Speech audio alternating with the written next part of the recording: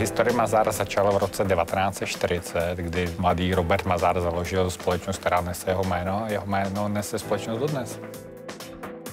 Today Mazar is present in about 73 countries.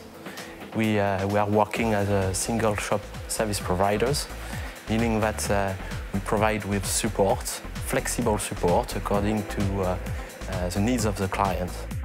Začátky byly spartánské, skromné. Měli jsme jeden počítač, 2 telefonní linky a přesto se nám podařilo firmu dotáhnout tam, kde dneska jsme na to oprávněně hrdí.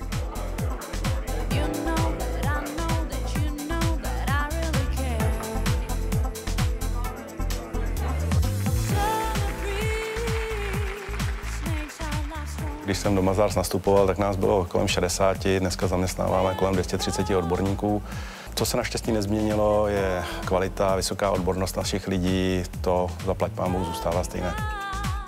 Na počátku jsme našim klientům nabízeli služby v oblasti auditu, účetnictví a mzdového účetnictví. V dalších letech přibylo oddělení daňového poradenství, kde poslední vysoce specializovanou službou, kterou klientům nabízíme.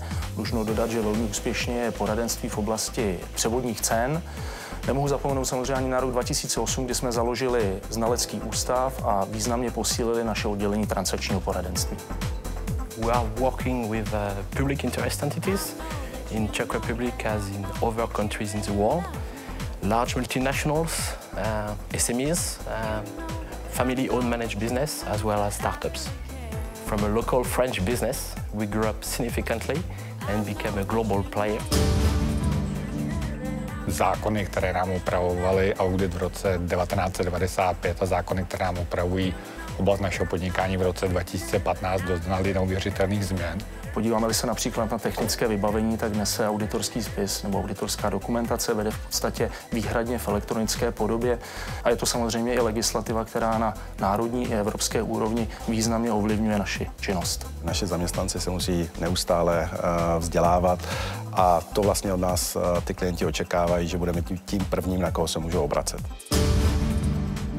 Vize do budoucna je navázat na hodnoty, které byly položeny v roce 1940 a pracovat na dalším rozvoji. Chceme zvyšovat tržní podíl ve všech službách, které poskytujeme, samozřejmě při zachování stejně vysoké míry kvality. Naší strategií v tomto směru je říci našim klientům, že jsme dostatečně velcí na to, abychom znali jejich podnikání, abychom rozuměli jejich biznisu, měli s ním zkušenosti a zároveň dostatečně malí na to, abychom nestratili kontakt s jejich podnikáním, zůstali flexibilní a dokázali jim být stále na blízku.